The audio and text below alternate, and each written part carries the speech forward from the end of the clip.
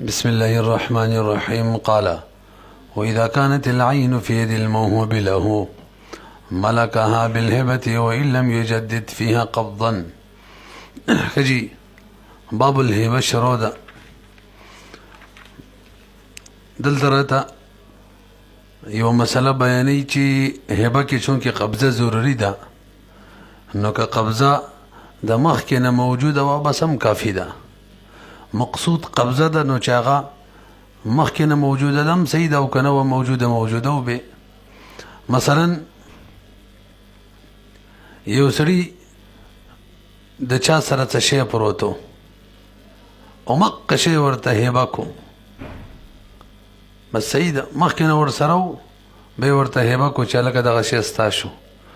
نو هغه زړه قبضه د دې نوې هبې دپاره کافي کېږي.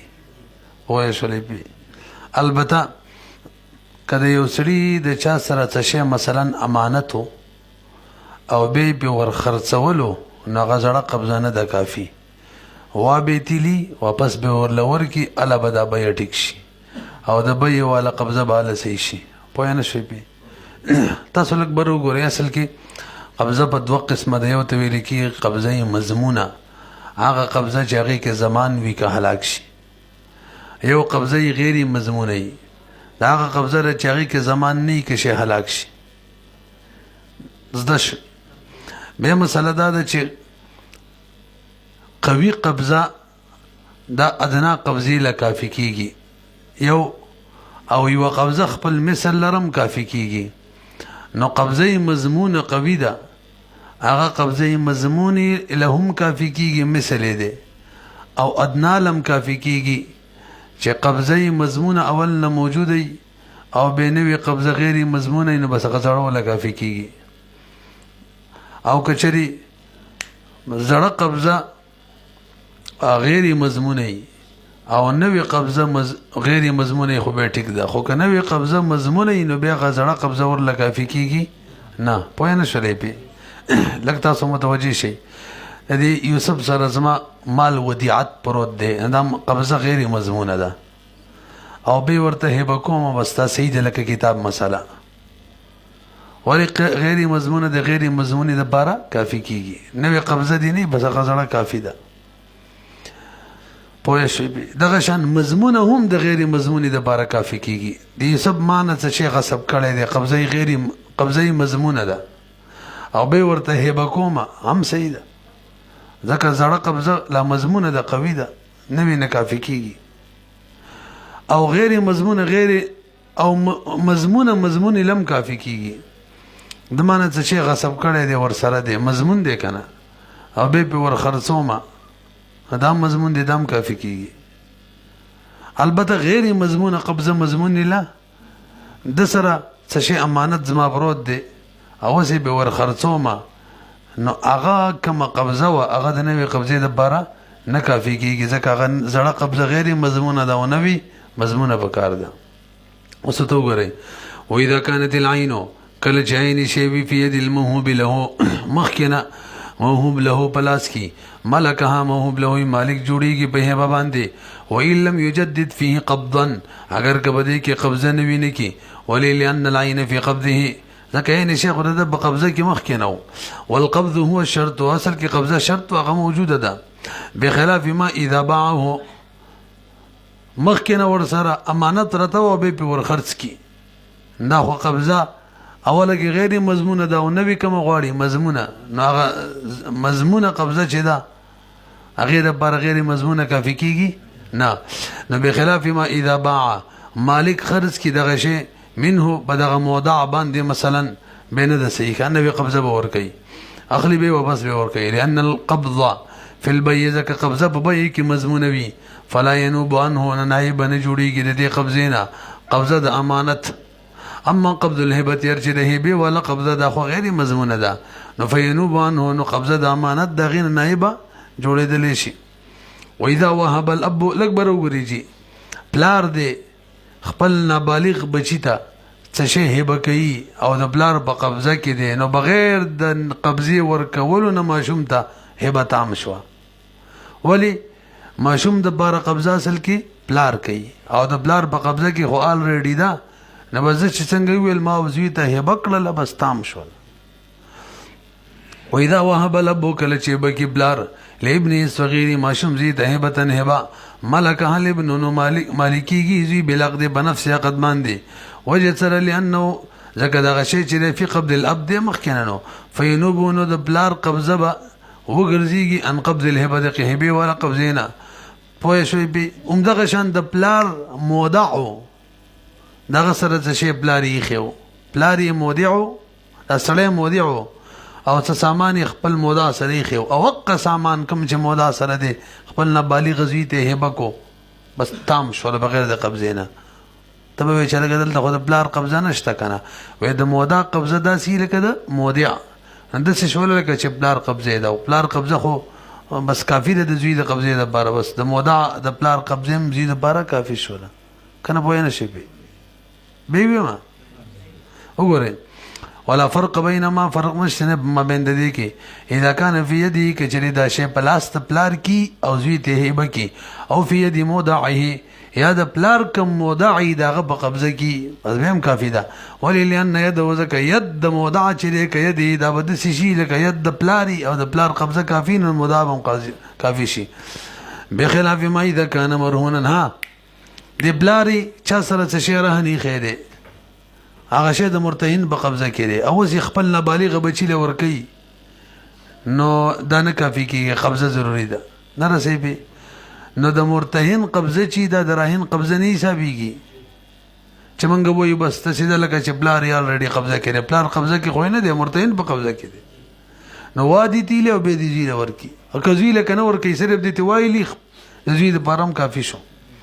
نه رسې به همدغه شان یو سړی دی دغه نه څه شی غصب کړی دی او دغه شی چې د غاصب په قبضه کې خپل زوی ته هبه کوي نه د غاصب قبضه ده د مغصوب منه قبضه نه وي دا د پلار قبضه نه ده چې نه د پلار به یو پر د غاصب نه وصولي البا هبه تام کیږي دغه شان د پلاری بچا باندې په بای فاسد سره څه شي خرڅ کړي دي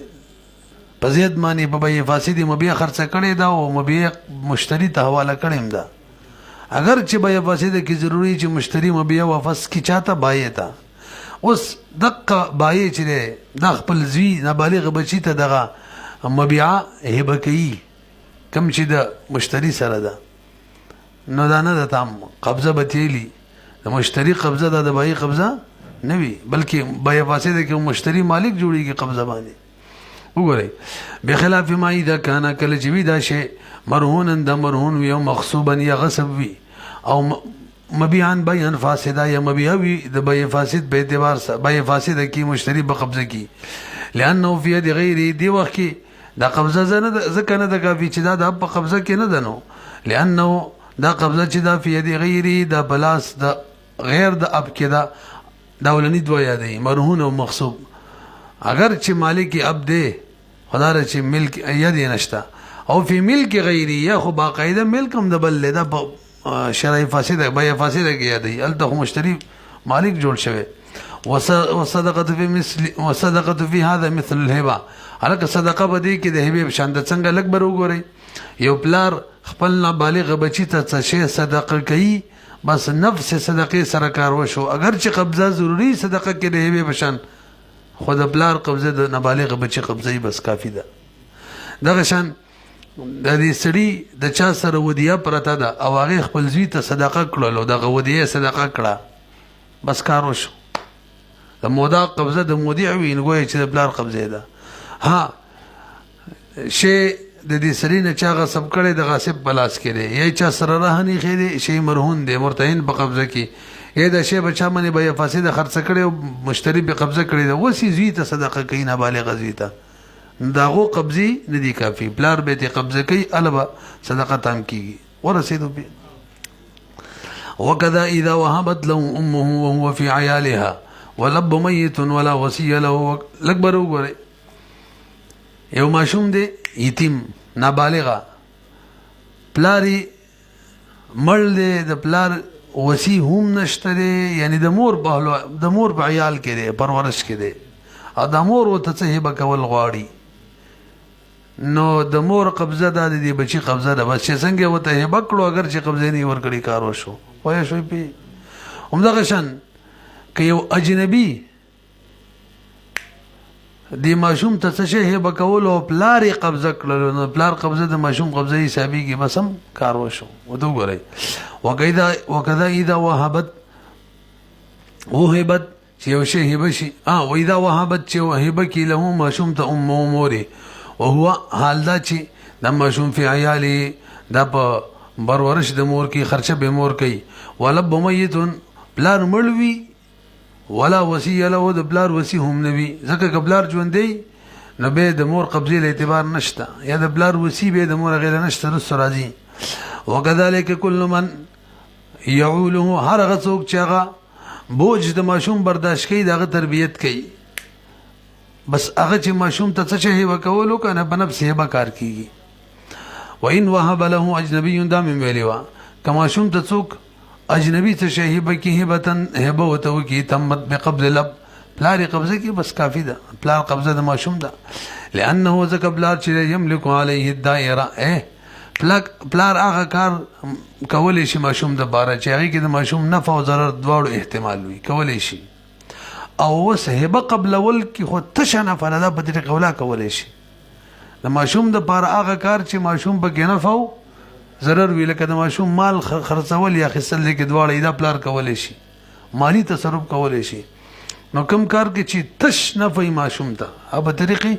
اولا کولی لانه ذک بلار چې یملکو دا مالک دی علیه په زی باندې الدائره دا کار چې هغه دایر دی بین النافع والضائر، په دې کې چې نافع دی که ضرري دی، فلولا نو اولاده چې دغه مالک دی نو اولاد چې مالک د نافع شي خالص نافع. وان وهب لليتيم هبه فقبضها له وليه وهو وصي لب او جد اليتيم او وصيه جاز الاكبر. وګورئ یتیم ته څه شی هبه کو او نیکه ورله قبضه کړم کافی ده، یا د پلار وصی ورله قبضه کړم کافی ده، یا د نیکه وصی ورله قبضه کو کافی ده. وین وهبه کچره هبه شي یتیم ته هبتون څه هبه سمال فقبضها قبضه کی دغه هبه له ماشوم د بار ولید ماشوم ولی څوک وراده ورله وهو وصی لب یو او الجد او جد اليتيم د یتیم نیکه دوا او وصی یا د جد وصی درې اجازه جائز ده، لأن لهؤلاء ولاية عليه لقيامهم مقام لب وإذا كان دي كسانو د بار ولایت دی علیه په ماشوم باندې ولی څنګه ولایت دی لقيامهم ځکه دا ټول پټوله قائم دی په ځای د پلار باندې، نو پلار قبضه کول شي دی ویم شي. وإن كان في حجر أمه فقبضها له جائز، هلکه دا خبرم کړی و که ماشوم د مور په پرورش کی او څوک ته څه شی هبه کوي مور ولا قبضه کوي کافی ده، لکه خلک ماشومان له زکات ورکوي کې خېلې وي نو مور له ولا ورکیم کافی ده. فقبضها نو قبضه د مور چې ده له د ماشوم د باره جایز ده، ولی لأن لها ځکه د مور د باره ولایت شته فيما يرجو الى حفظه، هغه کارونه چې د ماشوم حفظ پې کېږي حفاظت پې کېږي هغه کارونه کې مور ته ولایت شته، او مال ورله قبضه کول دا هم هغه کار دی چې ماشوم حفاظت به کیږي، ځکه کمال نه ماشوم حفاظت خو به نه کیږي. پتن لګي پوه شوي کنه مور په پرورش کې چې ماشومي نو مور هغه کارونه کولی شي کم کې چې د ماشوم حفاظت وي، د ماشوم د حفاظت ذریعہ وي، نو مال قبضه کول دا مال ورله قبضه کولی شي ځکه مال هم د هغه حفاظت ذریعہ ده. وګورئ لأن لها ځکه د مور د بره ولایت دی فيما باغ کارونو کې يرجو چې دا غیر جای کېږي حفظ د ماشوم ته وحفظ مالی او د ماشوم د مال حفظ ته، وهذا نو قبضه د هبې چې ده من باب دا د باب د حفظ نه ده کنه، لأنه لا يبقى الا بالمال ځکه ماشوم باقی نه پاتې کېږي حفاظت یې نه کېږي مګر دا چې مال وي، نو فلا بد من ولایت نو ولایت ضروري د مور د باره چې ماشوم د باره مال قبضه کی یعنی مال قبضی ولایت، فلا بد من ولایت تحصیل المنافع نو ضروری دی ولایت د حاصلولو د نافع دی کنه، فلا بد من ولایت تحصیل النافع چې حاصل کی نافع شی مشوم د پاره. وکذا اذا كان في حجر اجنبي يربيه وليس بمشوم دی دیو ناشنا سړي په تربیت کې دی اجنبي دی مطلب ولی نه دی او هغه د څوک څه شی به کوي او د اجنبي ور لقب زکیم کافی ده، ځکه دا هم د باب د حفاظت نه دی، نو حفاظت یې په اجنبي دی، نو دا هم باب د حفاظت نه دی. وکذا اذا کان کله چې وي ماشوم فی حجر اجنبي په پرورش د اجنبي کې یربي چا د ماشوم تربیت کوي وجه سره لأن له ذکر دی اجنبي د پاره مالی په دې ماشوم باندې یدن معتبره لاس معتبره قبضه معتبره شته دی. الا ترى تنګوري کوي بل اجنبي راشي او د ماشوم د دنالي نشي ته اخیستل، نو معلومیږي د په دې معتبره شته، نو سامان ولا قبضه کولای شي. څوک چې ته څه هبه کوي ولا قبضه کولای شي. الا ترى تنګوري ان ولا يتمكن اجنبي اخر قدرت بنشي لا يتمكن قدرت بنشي ورکوله اجنبي اخر ته، یا لا يتمكن قدرت نشتري اجنبي اخر ته اين زاچ واخلی هو دا ماشوم من ید د څوک چې تربیت کې ددنه، نو چې کله دغه شاندانو فهم لیکونو د اجنبي دا مالک دی ما دا غشه دا کار ماشوم د بارغه کارونه کول شي چې هغه تشنفي کول شي. فیملکو د اجنبي به مالک وي کوم چې مربي دی ما دا کارونه یتمحض نفعا چې خالص نفوي په حق د ماشوم کې. وان قبض الصبي الهبه بنفسه اجازه الکه که ماشوم عاقل وي عقل کار کوي او څوک ته څه هبه کوي زکات ورکوي خپل قبضه کوي دا هم سره کافی ده. یعنی بدی پويږي چې به دا زکم شي قبضه کومه دا زما جوړیږي ازما د نفع شي له دومره باندې پويږي بس کافی ده. وان قبض الصبي الهبه كشري ماشوم هبه قبضه کی بنفسه د خپل اجازه به جایز ده. معنی دار اذا كان عاقلا خا کم از کم وات شپغو کالو خي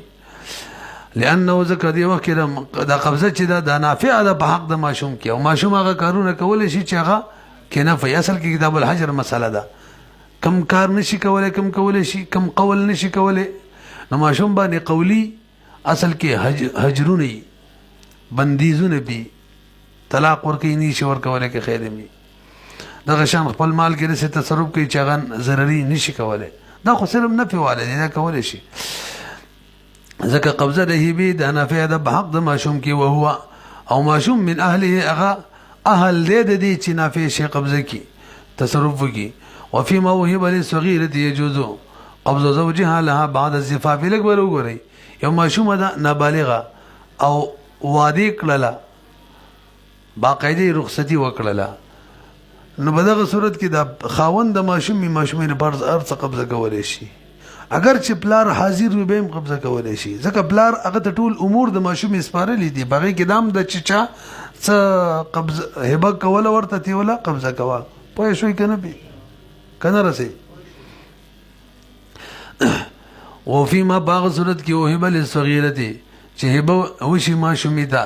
يجوز جائز د قبضه د خاوني لها ماشومې د بار بعد الزفاف پس رخصتینا وللتفيد لب ځکه بلار سپارلې دي امورها امور د ماشومې له خاوند ته دلالتن خچ وادي کړه ورته رخصتي وکړه نو دلیل د خبره د چرته وته سپارل بخلاف ما قبل الزفافها په خلاف د رخصتین مخکې اگر کني کا شوی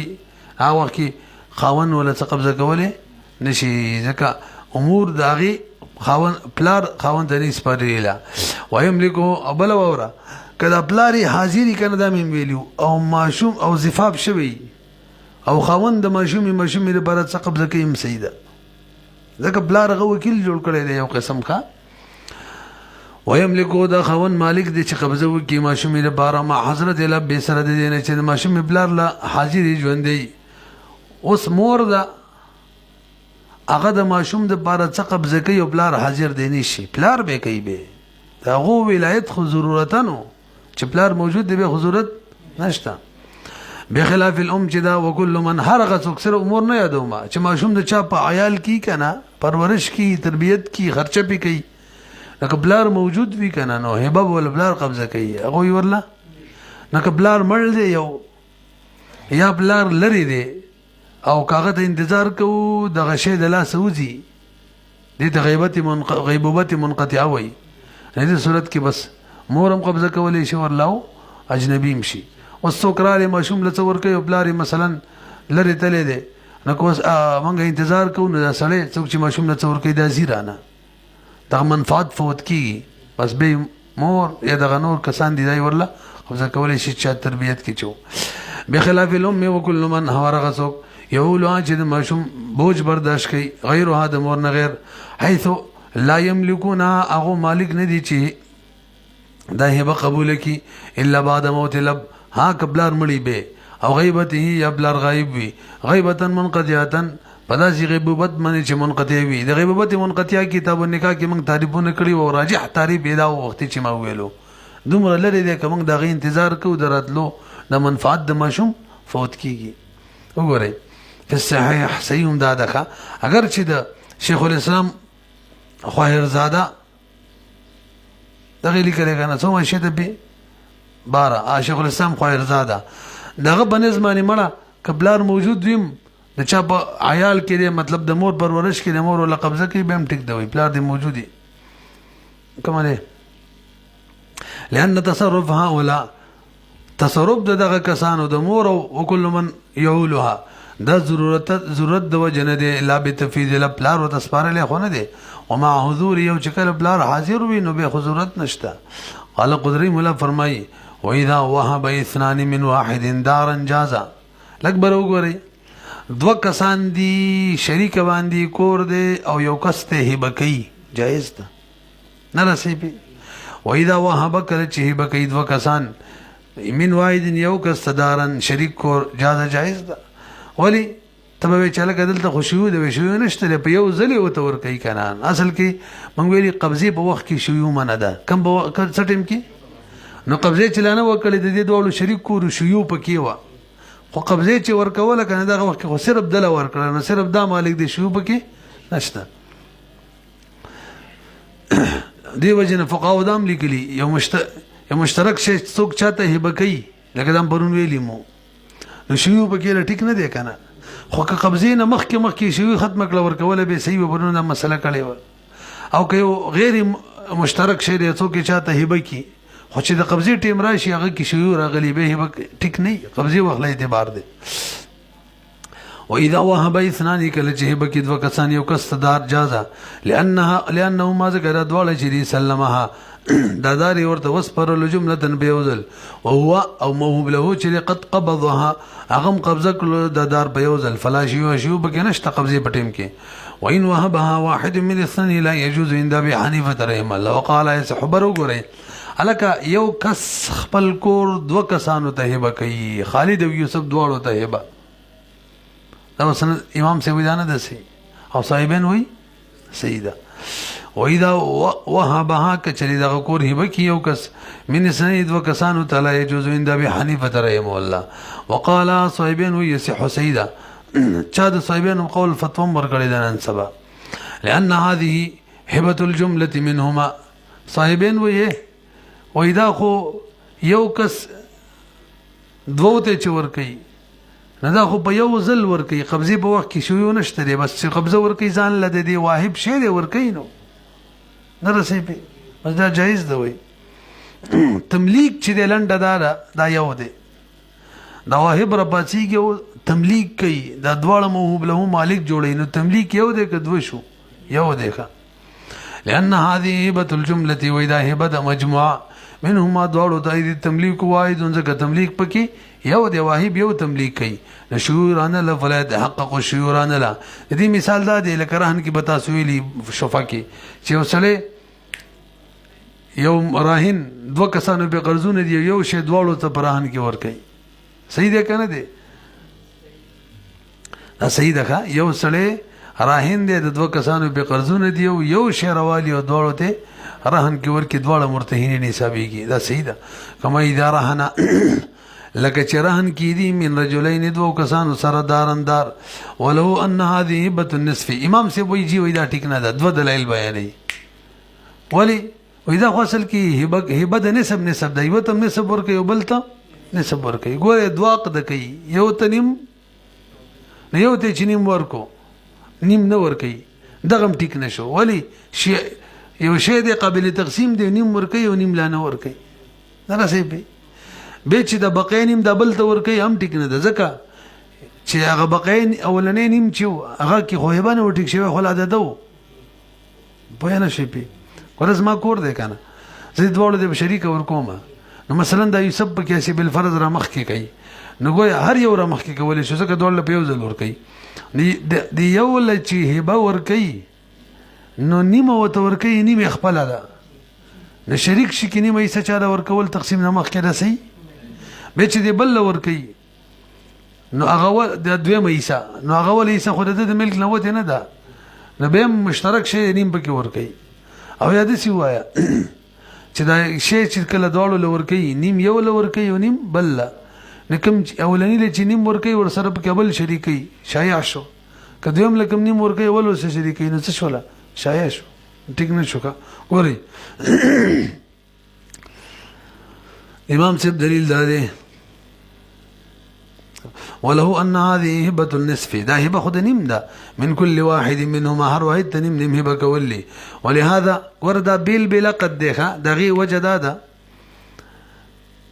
کچری دا د شی وی چې هغه قابل تقسیم نه وي هغه کې خو تقسیم نه مخکې هبه ټیکی کنه د شی وی چې قابل تقسیم نه وي او دواړو له ورکواله او یو قبضه کړي وي یو نو دا هغه قبضه صحیح حسابيږي د بل غنا دا کم چې قبضه وکړه دا هغه نو کا قد یو ویني چې یو هغه صحیح کېدل به کار دی چې د بلم صحیح وي حالانکه یو صحیح کیږي او د بل نه معلومیږي چې دواړه بیل بیل عقدونه دي نسب یو لور کې نیم بل لور کې نو شیو کار کوي ولهذا دغه وجدا لو كانت الهبه كچره دا هبه یو کس ولا دوته فيما باغت کی وشي لا يقسم چې نه تقسیمیږي فقبل احدهما يقبل کی صحه دغه په حق کې صحیح کیږي کچره دا دواړو ته نه پکړ د چی نه صحیح کېدل نو معلومیږي بیل بیل عقدونه دي بل وجه وورا ولأن الملك يثبت لكل واحد منهما في النسب دا ملک یوم نسب کې ثابتېږي او د بل نسب کې یو د نسب مالک بل د نسب او ملک دا حکم د تملیک دی نو چې کله ملک نسب او تملیک به هم څه وي یو بیره مالک نیم جوړول دی بل بیره بل مالک نیم جوړول نه رسي به ملک حکم د چا دی تملیک دی نو چې ملک نسب نو تملیک هم ته شو نو گویا یو نسب مالک جوړول دی بیل او دغه شان بس بل نسب مالک جوړول دی ولأن الملك ملک يثبت دا ثابتيږي لكل واحد منهما پر دوړو کې هر واحد ته بنسب کې فيكون التمليك نه دا تملیک چره كذلك دا بهم نسب وی ولي لانه ملک چره حکم دا حکم د تملیک دی وعلى هذا الاعتبار يتحقق الشيوع په دغه اعتبار سره متحقق شول شيوع پوهیږي کنه یعنی مشترک شی ورکول صحیح نه دي نو صاحبانو خدرهن مسله ذکر کړي وا وي بخلاف الرهن لأن حكمه الحبس ويرهن كذا کار دی کنه چې دې حکم حبس دی ملک نه دی بلکې زره چې دا مال مرتهین گیر کې ځان سره او هغه هر یو ته کامل له شروع پکې زما مال له کنه زیدی یوسف او خالد دوړو سره هن کې اقدام دلته مقصود سره چې دیو سره حبس شي دا مال او حبس د هر یو کامل نیم نه دی شو به کنهشته دا دلیل سره دلیل دا دی کله یو قرض ادا کی تاسو ورهن کې ویلي دوه کسانو سره رهن کې خیر یو قرض ادا کړله به نیم شي یا د پوره شي خلاصول راهین نشي ترڅو چې د بلغم نه ادا کړي نو معلومیږي چې دا شی مکمل تور باندې هر یو سره پوره حبس دی نه سب پکرانه دی لأن حكمه ذکر حکم درهان چې هغه حبس ته ويثبت د حبس ثابتيږي هر واحد تمنه په دوړو کې کملا مکمل فلا شيء بکنشتا ولهذا لو قضى دين احدهما لا يسترد شيء من الرهن واذا غدا کچري ادا کی دین پر دوړو کې وتا نو لا يسترد دراهن چې واپس کول نه شي شین چې سم درهن نه ټول شونه چې شي معلومي غاري وسره کامل دي وفي الجامع الصغير اذا تصدق على محتاجين لکبر وګورئ جامع الصغير کې مسله ذکر کړی دا یو سړی لس دراهم دو محتاج فقراء ولور کې بشری کا جائز ده څه اومده غشان فقراء او تلس دراهم هبه کې بیوزه نام جائز ده که صدقه ورکی ورتم او که هبه ورته ورکی او که اغنیا وتا هبه ورکی دله سو درایم بشری کم نه ده جایز او که صدقه ورکی ورته هم نه ده جایز نه رسې پی وجه څه ده تاسو لږ متوجه شئ. اصل کې دا ذهن کې کېنوئ درس سره روانه ده. دوه کسانو ته شی هبه کول امام صاحب بنز نه دي صحیح، خو صدقه کول دوه کسانو ته صحیح دي. مسله یاده شوه، هبه کول دوه کسانو ته او صدقه کول د یوه قاعده. بل قاعده دا ده چې غریب له هبه هم صدقه او مالدار له صدقه هم هبه. غریب له هبه صدقه که هبه لفظ هم وایي صدقه او مالدار له که چېرې صدقه ووایي بیا هم څه وي هبه. اوس راشئ چې دوه فقراو ته هبه کوي 10 دراهم په شریکه نو بیا هم صدقه ده،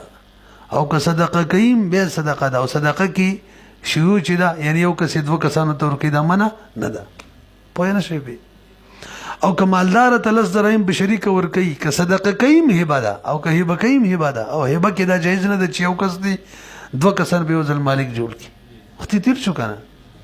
نه پوهېږئ یا لږ سر خو د وضو مخکې. وفي الجامع الصغير کې لاغري ګوره اذا تصدق یو سړی صدقه وکړي په دوو محتاجینو فقراو باندې ب10 دراهم 10 دراهم او وهبها یا ورته هبه کړي لهما دواړو ته نو جایز ده. ولو تصدق بها او که چېرې صدقه وکړي دغه 10 دراهم علی غنیین دوو غنیینو ته صدقه کړي. ولې وادي ولیدو نو پردي ولې وانه ولیده ته به ولې راکوشي منډه نیمه نوره یاده کوې ونه بل څوک اوري زر کوه ګورئ ورته کوم ځای دی. ولو تصدق ګوره که صدقه کې بها دغه 10 دراهم په غنیینو باندې دا هبه ده که نه او وهبها یا یې ورته هبه کړي لهما دواړو ته نو لم یجوز. امام صاحب وایي جایز نه ده ځکه هبه کې شیوع منع ده. وقال صاحبین فرمایي ماړه یجوز للغنیین ټول نه جایز ده. هغه خو هبم جایز غني صدقه خلا پرېده. ايضا جعل امام صاحب ګرځولې هر واحد منهما بدی هبه او صدقه کې مجازا مجازي ګرځولې دا خر نه څه مطلب غني باندې هبه دا او صدقه هم هبه ده او غریب باندې صدقه او صدقه ده خو د هبه څه ګرځولې صدقه. لنډه دا د هبه په حق د فقیر کې مجاز د صدقې نه او صدقې په حق د غني کې مجاز د هبه نه ګرځولې.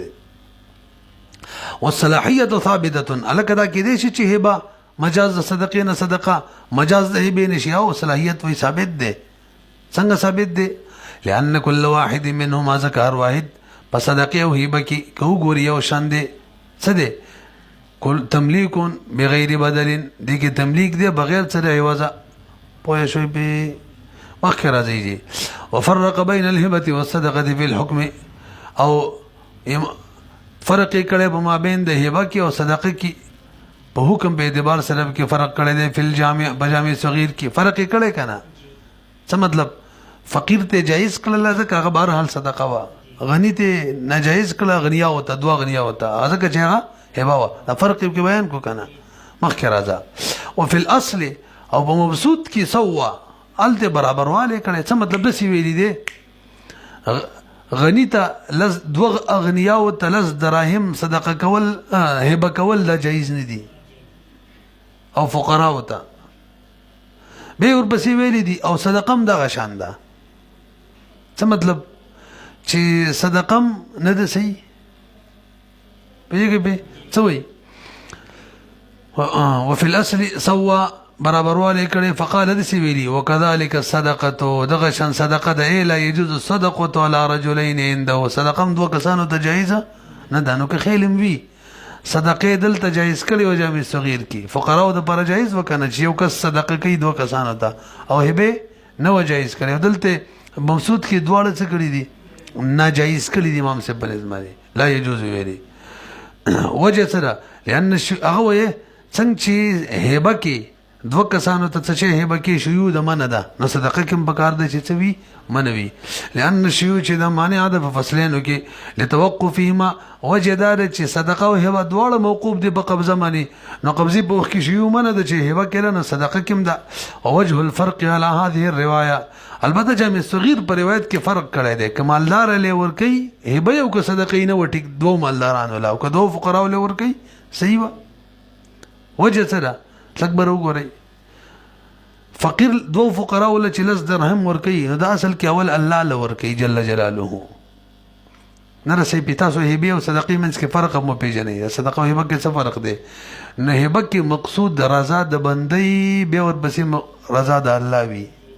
او صدقه کې الټه شي، مقصود اول رضا د الله وي او بیا رضا د بندوي. تاسو پوه شئ؟ اوس راشي فقیر له چې ورکوي که لفظ د هبې استعمالوي که صدقې استعمالوي صدقه ده، صحیح شو. نو اول رضا د الله وي، الله جل جلاله خو یو دی، شیو پکې راله الله خپل طرف به دواړو فقراء ول ورکوي، نو شیو پکې رانه بس ټیک شو. او هبه کې مقصود څه وي؟ دا بندگان مالکان جوړول، نو خو دوه دي نو ځکه نه ده جایز شیو پکې راله. وګورئ فرق یې څه دی؟ وجه الفرق على هذه الروايه بروایت د جامع صغیر کې چې صدقه او هبه کې فرق بیان کړی، هغه دا چې ان الصدقه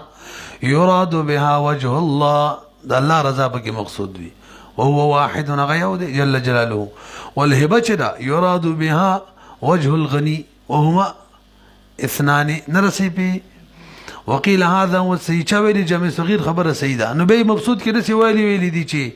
صدقه هم ټیک نه ده، نو هغه صدقه په مالدارانو ویلې ده چې په مالدارانو دوه مالدارانو باندې صدقه کې امسی نه ده، ولې خو هبه وي نه رسېږي هغه څه وي. وقيل هذا هو السيد جمع صغير مسألة سيدة چې فرق ده صدقه او هبه کې. والمراد بالمذكور في الاصل، او به چې کوم خبره په اصل کې ذکر ده نو هغه صدقه على غنيين ده چې هغه اصل کې هبه ده. ولو وهب لرجلين دارا لاحدهما ثلثا وللاخر ثلثا، الاکبر وګورئ یو سړي کور دی لکه زما کور دی، اما ویل چې لکه ثلث پکې خالد لور کې او دوه ثلث یوسف لور کې دی کور، نو دلته امام صاحب خواسي مو شیو د کې نه ده جایز. امام ابو یوسف رحم الله سمر کړی دی نه ده جایز، نه نصیب. امام محمد رحم الله وی جایز ده، ځړه خبره کوي. وورا ولو وهب يوصله بکې دوه کسانو تدار لاحدی ما چې لکه یو ته دی بکې میلاو شه ثلثا، یعنی یو ته دوه ثلث ورکی وللاخر ثلثها، او یو ته ثلث ورکی لم يجوز جایز نه ده عند ابي حنیفه رحم الله و ابي يوسف رحم الله. وقال امام محمد رحم الله فرمایي يجوز جایز ده. او کده سی ویل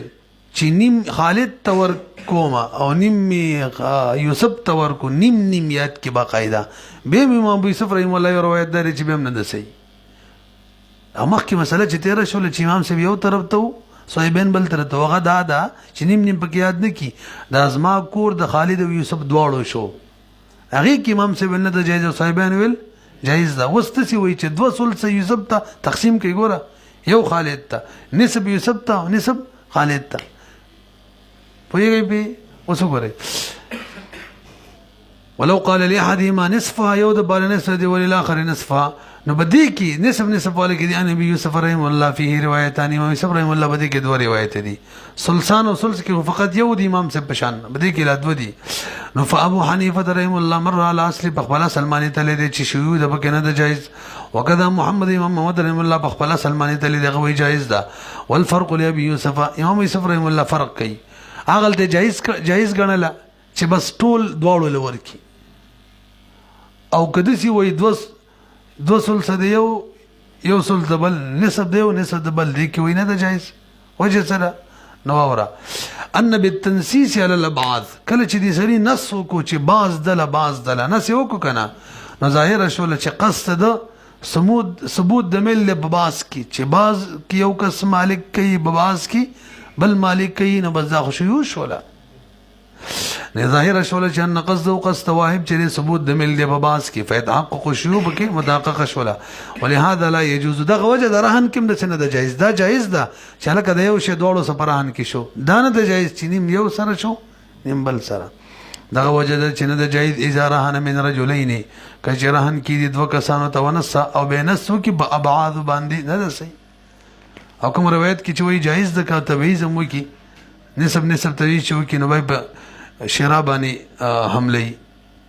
قیاس کوي، هغه کې جایز ده دي کې مو جایز